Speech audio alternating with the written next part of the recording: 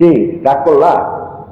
ফেসবুকে বা ইউটিউবে সামাজিক যোগাযোগ মাধ্যমে সম্প্রতি খুবই খুবই জনপ্রিয় এবং খুব ট্রেন্ডে চলে এসেছে এই ডায়লগটি। এখন প্রশ্ন হচ্ছে, যে লোকটি এই ডায়লগটি দিয়েছেন তিনি কি আসলে কবিরাজ নাকি অন্য কেউ? আজকে আমরা কথা বলবো সেই বিষয় নিয়ে। চলুন তবে শুরু করা যাক। আসসালামু আলাইকুম, আমার নাম রিশাদ হাসান। আমি নিউজ এবং নিউজ অ্যানালাইসিস নিয়ে কথা বলি আপনাদের। আজকে যে আমরা যে বিষয়টি নিয়ে কথা বলবো, সোশ্যাল মিডিয়ায় আমরা দেখতে পাচ্ছি রাগ করলা রাগ করলা রাগ করলা একদম ভরপুর হয়ে গেছে সামাজিক যোগাযোগ মাধ্যম। এমনকি সেটির আসলে ব্যাপক প্রচার প্রচারণে নেমে গেছে বিভিন্ন প্রতিষ্ঠান তাদের প্রোডাক্ট বিক্রির ক্ষেত্রে। অন্যদিকে আমরা দেখতে পেয়েছি ঢাকা দক্ষিণ সিটি কর্পোরেশন তারাও কিন্তু তাদের ফেসবুকে একটা পোস্ট দিয়েছে, যেখানে সেখানে ময়লা না ফেলার জন্য, এবং সেখানে বলা হয়েছে রাগ করলা কিনা। তো হ্যাশট্যাগ এই রাগ করলার পেছনের গল্পটা আসলে কি, আমরা আসলে সেটি নিয়ে আলোচনা করব। আসলে আমরা শুরু করতে চাই একেবারে শুরু থেকে।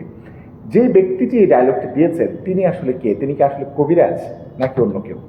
যে ব্যক্তিটি এই ডায়লগটি দিয়েছেন তার নাম হলো ইমান আলী। তিনি লালমনিরহাট থেকে পাড়ি জমিয়েছিলেন ঢাকায় জীবিকার অন্বেষণে, কিন্তু পরবর্তীতে দেখা যায় যে সেই লোকটি অভিনয়ের সাথে যুক্ত হন এবং তিনি আসলে ডিজিটাল ক্রিয়েটর, অর্থাৎ মোটা দাগে তিনি কিন্তু কবিরাজ নন, তিনি কিন্তু একজন ডিজিটাল ক্রিয়েটর।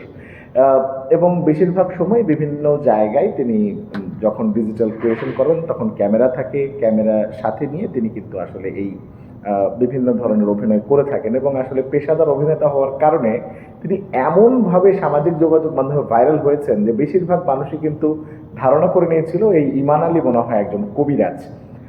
আমরা যদি একটু খুঁজতে চাই তিনি আসলে কেন এই ডায়লগটি দিলেন বা কেন এই ধরনের ডায়লগ দিয়ে ভাইরাল হলেন, সেই পেছনের গল্পটা কিন্তু আরও খুবই ইন্টারেস্টিং।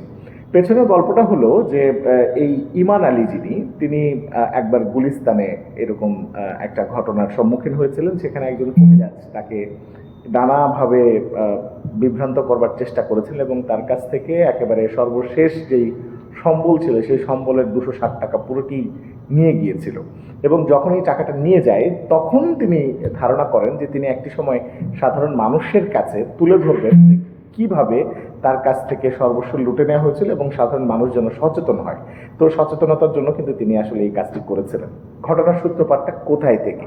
ঘটনার সূত্রপাতটা হচ্ছে 12ই মে সামাজিক যোগাযোগ মাধ্যমে ইমান আলীর ফেসবুক পেজ থেকে একটা ভিডিওর খণ্ডিতাংশ দেখা যায়, যেখানে একজন সুঠামদেহী বা একজন দানবাকৃতির মানুষের তিনি ভাগ্য গণনা করছেন এবং সেখানে একটু পরপরই বলছেন, কি মামা রাগ করলা, মামা তুমি কি রাগ করলা, রাগ করলি, এই ধরনের কথা কিন্তু বারবার আসছিল। যখন এই ধরনের কথাগুলো আসছে তখন কিছুক্ষণের ভেতরে আসলে সেটা ভাইরাল হয়ে যায় এবং গেল 2-3 দিনে আমরা দেখতে পেয়েছি ব্যাপক হারে সামাজিক যোগাযোগ মাধ্যমে কিন্তু এটির প্রচলন ঘটেছে।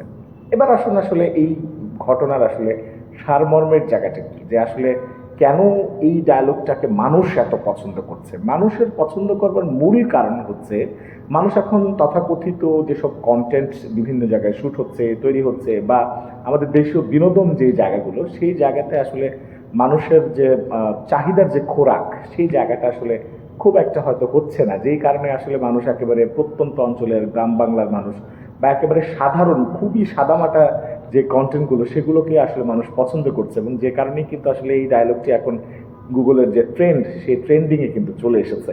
এবং যখনই ট্রেন্ডে চলে এসেছে তখনই কিন্তু আসলে দেখা যাচ্ছে যে ভাইরাল হয়ে গেছেন ইমান আলী। এখন ইমান আলীর এই ডায়লগটা থেকে আমরা আসলে কি শিখলাম?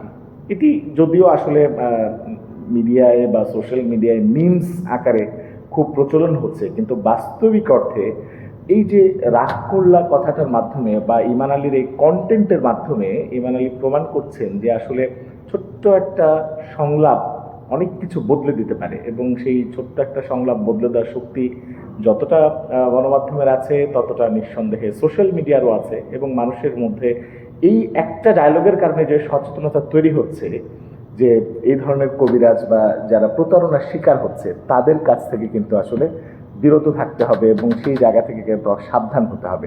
ইমান আলীর এই ছোট্ট একটা চেষ্টা হয়তো অনেক মানুষকে সাবধান করবে, অনেক মানুষকে বদলে দেবে এবং অনেক মানুষকে সামনের দিকে আরও সাবধান বা সচেতন হতে সহযোগিতা করবে।